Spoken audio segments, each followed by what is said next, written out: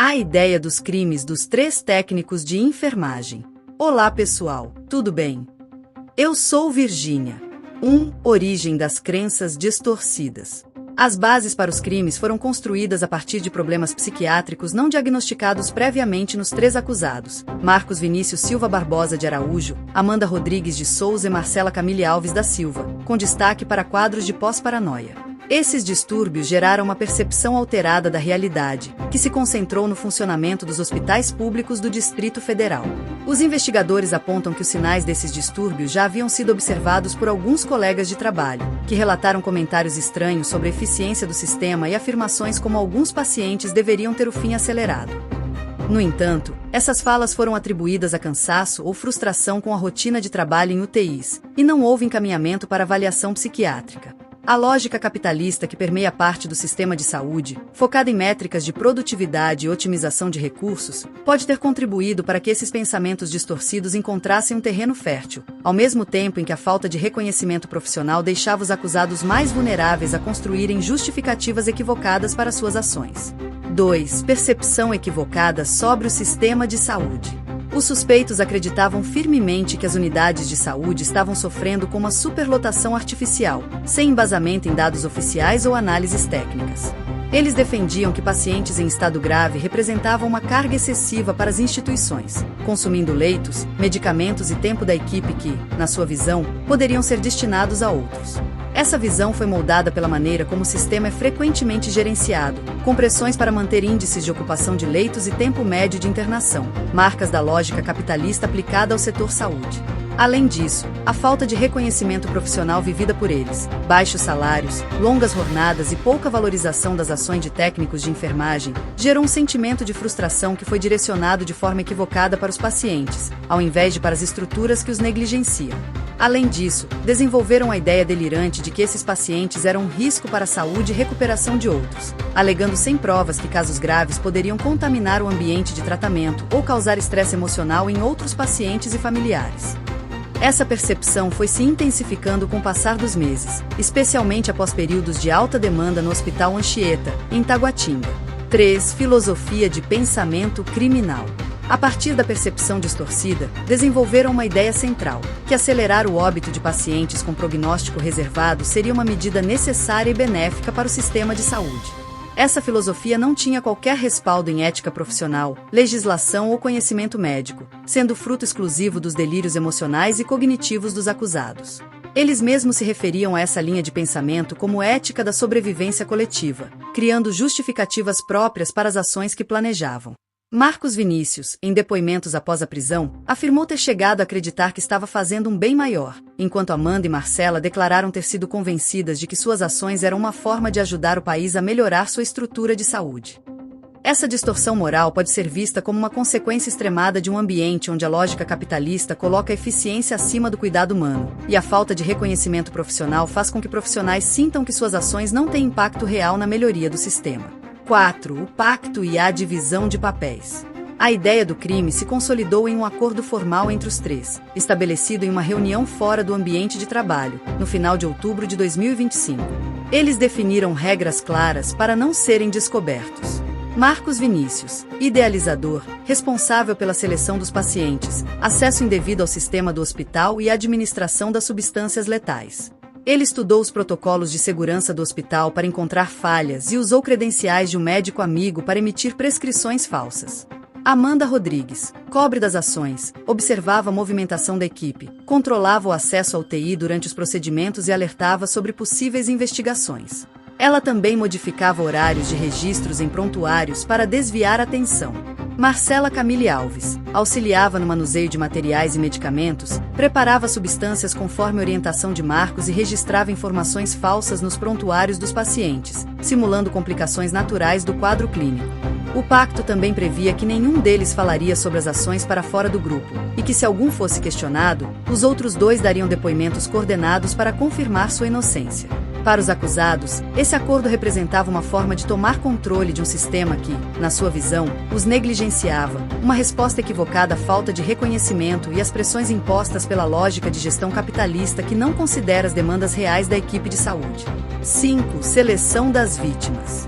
As vítimas: João Clemente Pereira, 63 anos, Marcos Raimundo Fernandes Moreira, 33 anos, e Mira Nilde Pereira da Silva, 75 anos, foram escolhidas com base no diagnóstico de prognóstico reservado, o que, para os acusados, justificava suas ações dentro da lógica delirante que haviam construído. João Clemente Pereira, admitido com complicações de doença cardíaca, foi o primeiro alvo. Os acusados consideraram que sua idade e histórico de problemas crônicos tornavam sua recuperação improvável. Marcos Raimundo Fernandes Moreira, internado após acidente vascular cerebral, foi selecionado porque, na visão deles, um jovem com sequelas graves representaria uma carga maior para o sistema a longo prazo.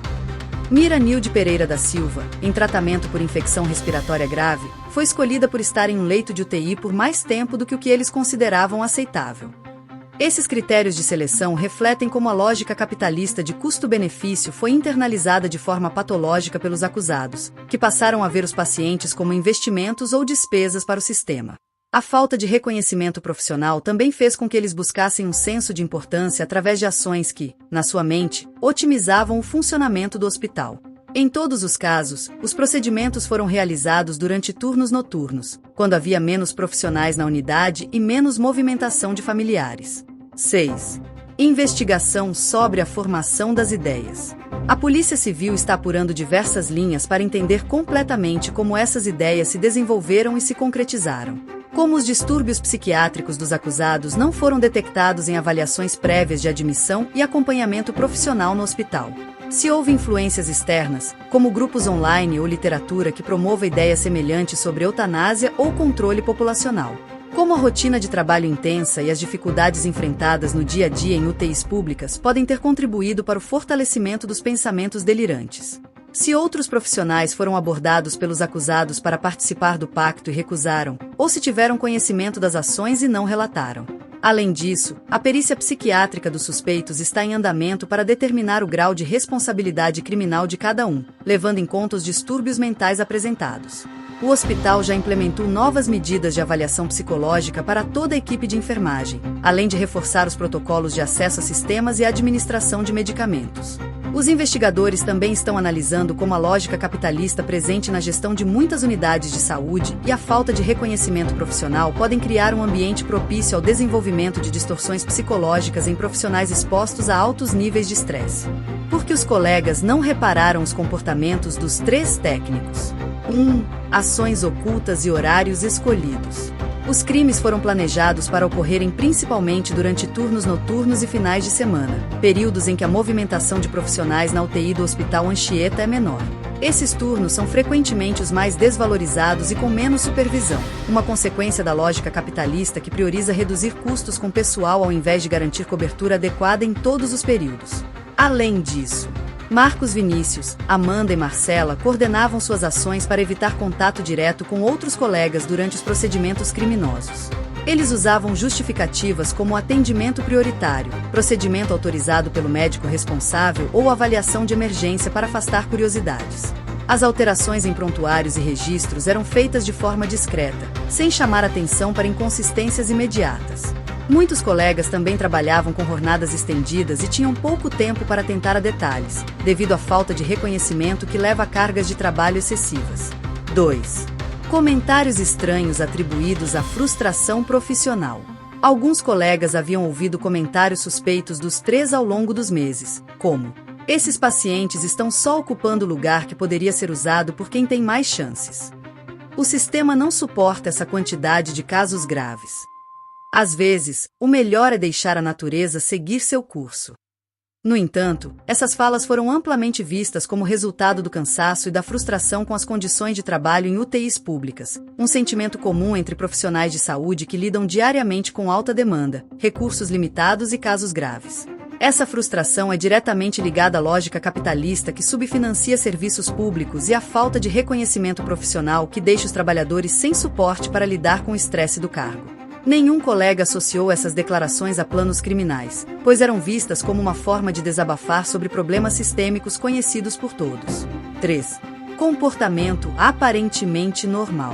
No dia a dia, os 3 mantinham um comportamento considerado dentro do esperado. Marcos Vinícius era visto como um profissional experiente, que até ajudava colegas menos capacitados, o que fez com que suas ações de administrar medicamentos fossem vistas como parte de seu papel de liderança. Amanda Rodrigues trabalhava em um setor adjacente, então seu contato com a UTI era limitado, e suas visitas eram justificadas como apoio a amigas da equipe.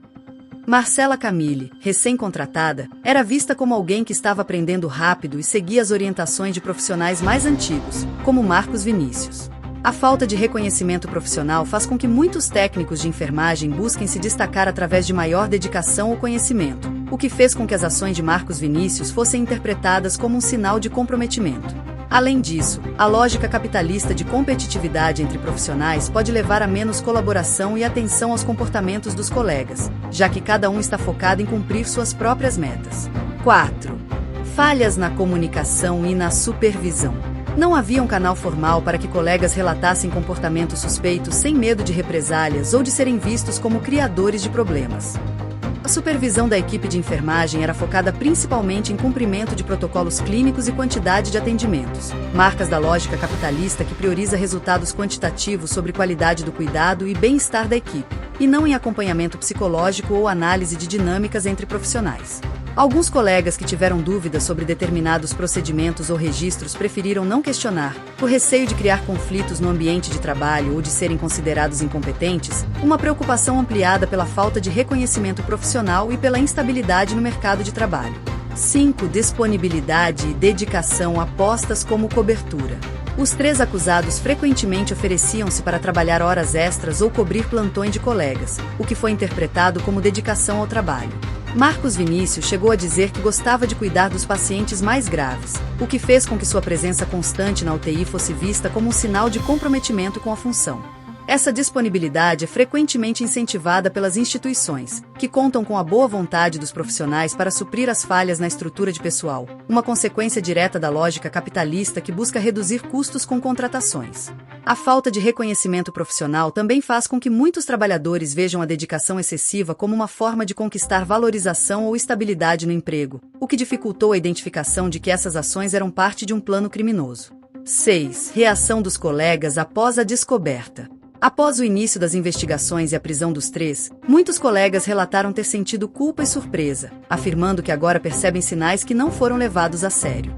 A diretoria do hospital implementou reuniões de acolhimento e apoio psicológico para toda a equipe, canais anônimos de denúncia para comportamentos suspeitos, treinamento sobre como identificar sinais de distúrbios mentais em colegas e como proceder em casos de dúvida sobre práticas clínicas.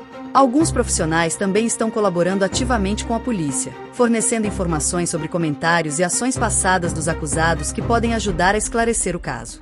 Muitos destacam que a situação poderia ter sido evitada se houvesse menos pressões da lógica capitalista no sistema de saúde e mais investimento em reconhecimento e suporte profissional para os trabalhadores da área.